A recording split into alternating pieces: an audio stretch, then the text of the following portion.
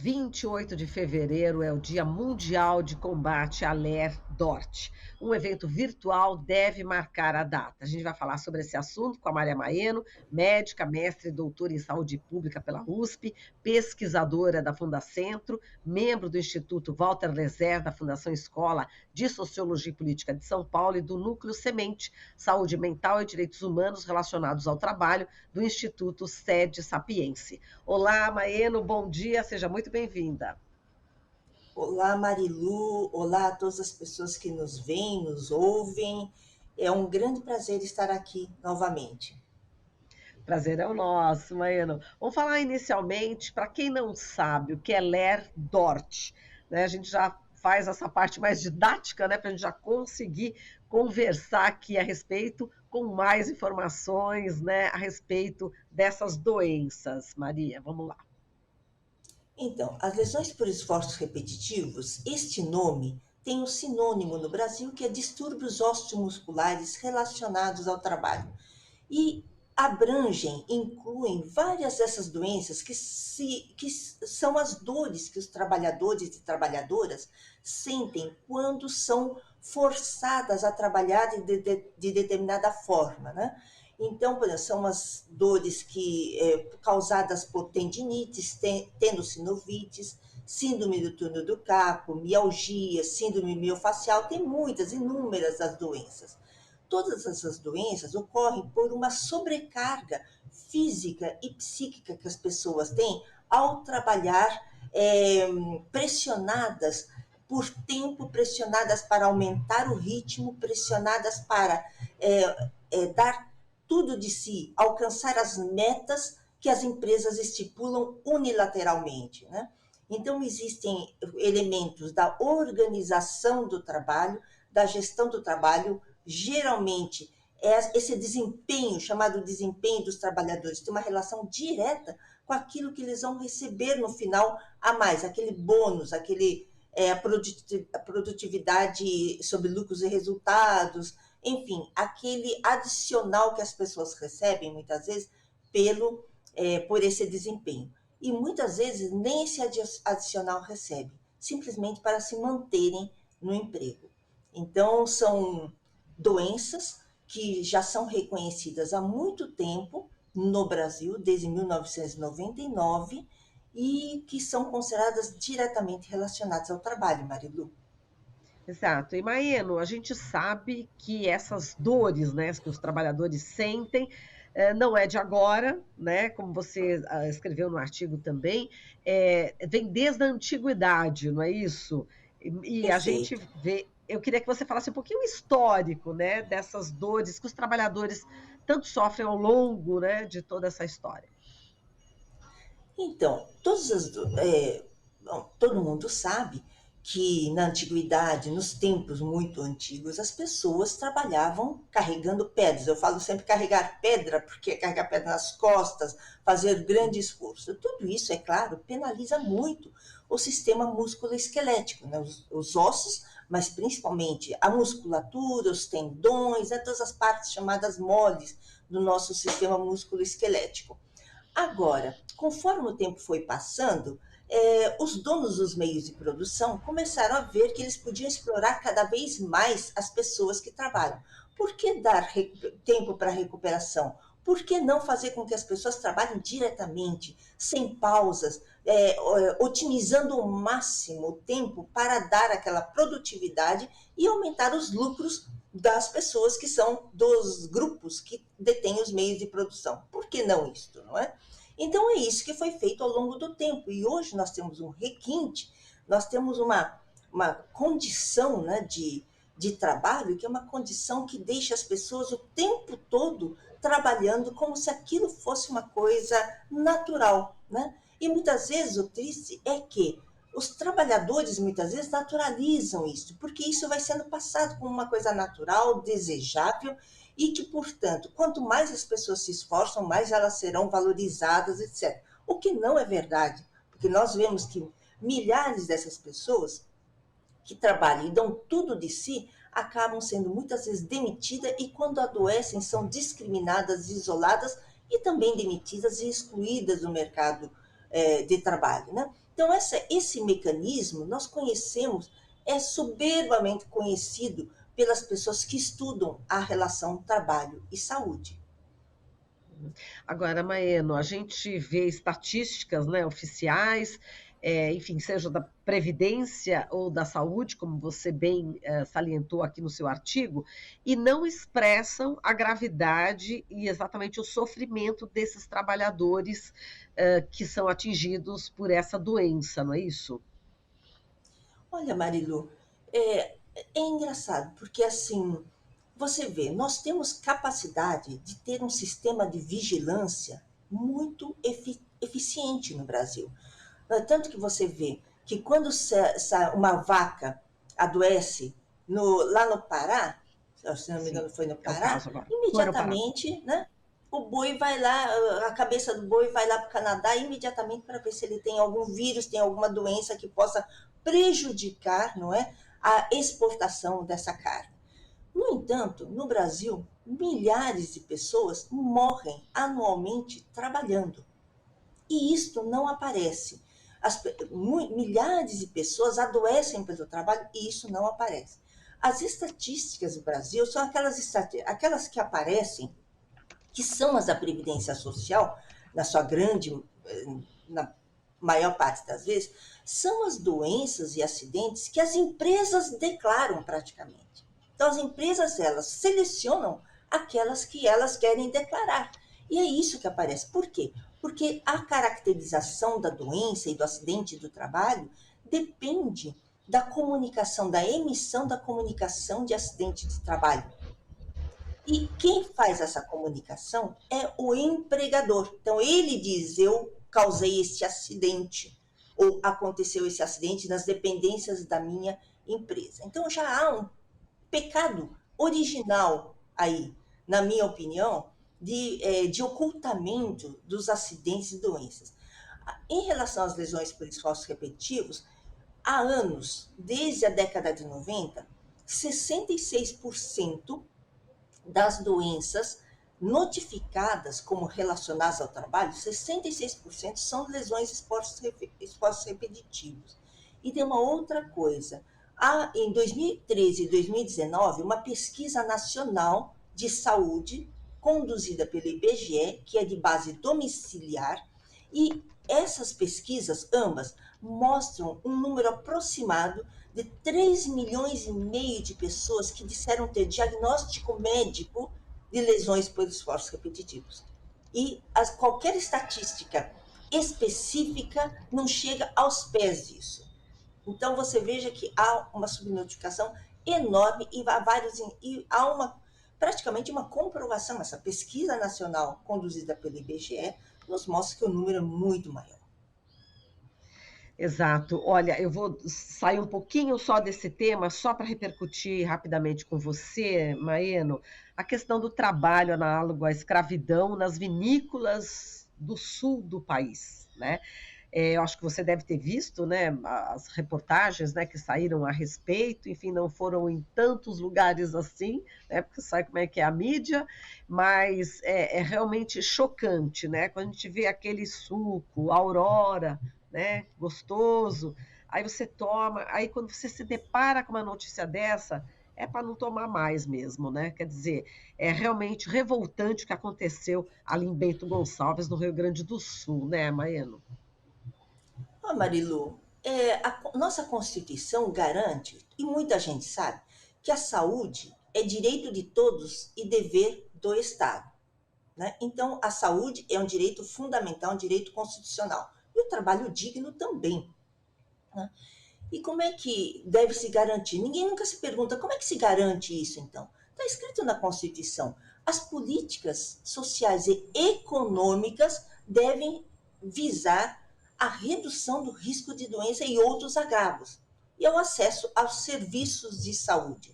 Agora, nós temos vários preceitos constitucionais que são cotidianamente desobedecidos, e esse é um exemplo que você coloca. O trabalho escravo e as informações que nós temos desse caso em especial é que as pessoas precisavam comprar aquele velho mecanismo que nós conhecemos. As pessoas são recrutadas em outras regiões do país, vão para lá, ficam em condições horríveis, precárias de vida e de trabalho, trabalham o tempo todo e tem que ainda comprar nas lojas que são definidas pelas pessoas empregadoras. E aí se constitui um sistema de dependência econômica e as pessoas não conseguem sair daquela situação. Então, assim, é uma coisa muito típica que continua acontecendo no século XXI no nosso país. E isso, eu acho que pode se colocar, é um descaso pela vida e pela saúde das pessoas nesse país. Um exemplo triste e dramático, outro que foge um pouco à nossa questão, mas também tem uma relação muito direta, são as vítimas dos deslizamentos de São Sebastião. As pessoas morreram não é porque chove naquela região, é porque por causa de uma ocupação humana baseada em expulsão da população pobre e construção de condomínios. Então as pessoas que são expulsas, mas têm que ficar perto do seu trabalho, elas acabam encontrando nas encostas o seu local de moradia e morrem, porque só basta ver quem morreu, são as pessoas pobres. Ninguém rico morreu, ninguém de classe média morreu, são as pessoas pobres que morreram. Então nós temos essa profunda desigualdade nesse país que tem uma grande influência em tudo, inclusive e principalmente no trabalho, na inserção no mercado de trabalho das pessoas. Né? Então, eu acho que é isso. Eu acho que as lesões por esforços repetitivos também são fruto dessa desigualdade, porque não se respeita o limite humano. Acredita-se na meritocracia, acredita-se no individualismo. Então, vamos arrancar o máximo que nós pudermos dessas pessoas que precisam do emprego para sobreviver num país que não tem ainda a renda mínima garantida. Né? Então, acho que é aquela coisa, como nós pensamos, os valores da sociedade são expressos nessas empresas e penalizam os trabalhadores e trabalhadoras do país. Exato. E Maeno, você no seu artigo também fala que nem toda a imprensa coloca, né, esses casos, enfim, de doenças do trabalho. Você acha que é justamente por conta de publicidade, né, que elas recebem e aí ficam impedidas, né, de aprofundarem também essas questões importantes que você está colocando aqui? Olha, a imprensa, certamente, a imprensa é proprietária, né? E tem empregados, empregados PJ, empregados pessoas físicas, enfim, de diversos vínculos empregatícios, muitas vezes sem vínculo empregatício.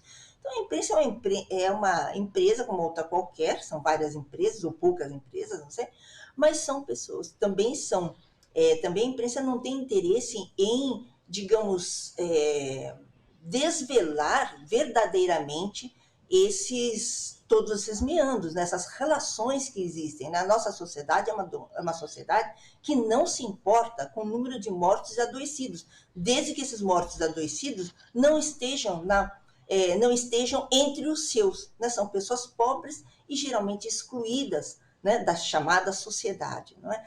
Então, eu acho que a imprensa representa isso. Agora, não é à toa que muitas vezes perguntam para a gente sempre, invariavelmente, mas dê um exemplo positivo, como é que as pessoas podem se prevenir de ter doenças relacionadas ao trabalho? Olha, por exemplo, em doenças respiratórias, pode parar de respirar, por exemplo. Né? A pessoa pode parar de respirar, ela não vai ter a doença.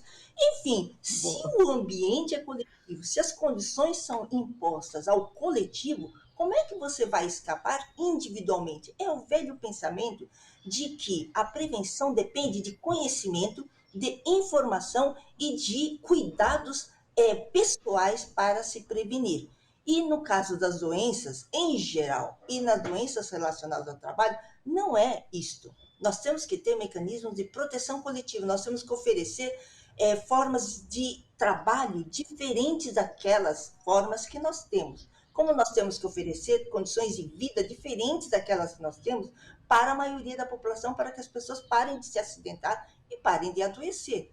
Então é bem isso, eu acho, sabe? Eu acho que a gente está discutindo valores sociais, o que é importante para nós vivermos. E não só uma E camada Maeno, pequena da gente, né? exato. E, Maeno, tem aqui uma observação no chat aqui da rádio, da Eliana Matti, ela fala o seguinte, que há sindicatos que não esclarecem seus trabalhadores e médicos que fazem vista grossa às queixas dos trabalhadores. Então, ela está colocando aqui dois pontos, sindicatos e também os médicos do trabalho, É acredito que vai. verdade isso, sem dúvida alguma. Muitas vezes os sindicatos acham que a questão da saúde é uma questão menor, que a questão principal é a questão salarial. Ainda hoje nós temos um pouco esse pensamento no movimento sindical. Quando eu considero que os acidentados do trabalho, os doentes, adoecidos pelo trabalho, são aquelas vítimas do capital, são as vítimas dos interesses econômicos que desconhecem, desvalorizam a vida. Então, isso é a prova cabal de que milhares e milhões de pessoas poderiam estar com a sua saúde íntegra e não estão. Por quê? Porque foram exploradas ao máximo da sua capacidade humana. Então, os sindicatos deveriam priorizar, porque essa é uma prova de que nós temos que valorizar a vida e a saúde das pessoas como um todo. E em relação aos médicos, os médicos têm uma formação conservadora desde crianças, né, como muitos da nossa sociedade. E eles muitas vezes não são despertados, não são alertados nos seus cursos e não observam a realidade. Também estão presos em sistemas que também não favorece essa descoberta, né? Afinal, por que há tantos doentes, né? As pessoas não se questionam. Por que há tantas doenças e acidentes que são perfeitamente preveníveis? Por quê? Acho que essa é uma pergunta que nós deveríamos nos fazer todos os dias e ser obsessivos em relação a encontro de respostas. E as respostas não estão somente nos locais de trabalho sensu estrito apenas. Aquilo é ditado por um sistema econômico que faz com que as pessoas sejam exploradas ao máximo. E a melhor forma de explorar ao máximo são aqueles gerentezinhos, são aquelas pessoas que bolam a organização e a gestão do trabalho também, né? Impondo medo, impondo pressão, impondo ritmos inacessíveis para as pessoas, e as pessoas acabam perseguindo aquilo como para garantir, né, a sua vida, e também porque se sentem desafiadas a fazer isso. Eu acho que tudo tem que ser muito revisto, né? As soluções de prevenções não estão apenas nos locais de trabalho senso estrito, estão numa revalorização de outras coisas da sociedade. E, Maeno, a gente está postando aqui no chat da Rádio Brasil Atual e da TVT esse evento virtual, né, que deve acontecer amanhã, que é justamente Dia Mundial do Combate à LER-DOR, como superar o abismo entre o conhecimento e as ações de prevenção. Já tem o link aqui para quem puder participar, quem quiser, e eu queria que você falasse desse evento, quem vai participar, como vai ser. Então, esse evento vai ocorrer virtualmente, como você falou, a partir das 14 horas. E é um evento que busca justamente dar um salto de qualidade. Quer dizer, nós temos muito conhecimento sobre lesões por esforços repetitivos e todos os anos, e como eu disse, há décadas, elas representam 66%, a maior parte das doenças ocupacionais registradas no país. Por que acontece isso? E se nós conhecemos tudo de lesões por esforços repetitivos, tudo, por que é que continuam acontecendo? E para dar não respostas definitivas, mas para ajudar a gente a pensar, nós convidamos três mulheres extremamente experientes, sabidas, né? Pessoas que têm uma sabedoria, têm experiência e têm muito conhecimento e estudam e vivem esse problema. Uma delas é a Lindinere Ferreira, né, que é uma pessoa que tem uma grande inserção no movimento sindical e no movimento social. A outra pessoa é Mara Alice Conte Takahashi, que é uma socióloga, que é ergonomista também, uma militante da área de saúde do trabalhador. E a Thais Helena Barreira, que é pesquisadora também, ergonomista da Fundacentro também, e que é uma pessoa que tem grande experiência. Então, nós esperamos que essas três mulheres, né, digamos, nos ajudem a pensar em frentes de luta, frentes de trabalho, frentes de movimentos que façam com que a gente pare de repetir todos os anos que as lesões por esforço repetitivos são importantes, que acontecem, que acometem milhares de pessoas e que penalizam as pessoas. A gente tem que partir para um outro patamar. Então, daí o título também, que é do conhecimento às ações de prevenção. Portanto, a partir das 2 da tarde amanhã, nesse link que a gente colocou aqui no chat da Rádio Brasil Atual e da TVT, e depois a gente, quando acaba a entrevista, a gente posta a entrevista separadamente e ali também no texto, tanto na Rádio Brasil Atual quanto na TVT no YouTube, vai estar novamente esse link para aquelas pessoas que querem acompanhar. E a Eliana Matti também está lembrando de uma coisa importante aqui. Entre os bancários, essa realidade da Ler Dort é um grande problema, né, Mano? Só para a gente encerrar aqui a nossa conversa. É um grande problema em várias categorias. Nos bancários já foi mais importante ainda. Hoje existe uma. Por que hoje há uma tendência, uma diminuição das lesões por esforços repetitivos? Porque há uma mudança da organização do trabalho no sistema bancário. Não porque os trabalhadores, porque houve uma reconsideração do sistema bancário e houve uma mudança por causa disso, mas sim porque atende melhor. Hoje a gente não tem mais caixas e praticamente no sistema bancário. Hoje a gente não tem pessoas que fazem compensação de cheques, como no passado nós tivemos. Hoje nós nem temos cheques, mas temos outras atribuições gerenciais, inclusive, que exploram da mesma forma as pessoas, os bancários, e adoecem essas pessoas ainda física e psiquicamente, principalmente psiquicamente. Então, enfim, nós temos em vários frigoríficos, eu acho que são aqueles que são, digamos, hoje, os que continuam trabalhando praticamente da mesma forma que trabalhavam há décadas passadas, né? Então, enfim, e tem outras também, caixa, enfim, muitas outras. É uma das doenças Exato. mais disseminadas, se não a mais disseminada, além dos problemas psíquicos, né, Marilu? Mais disseminadas E a Eliana, nos vários campos econômicos. o pessoal está interessado aqui no tema. A Eliana Mates perguntando se as lesões da Ler-Dort são reversíveis.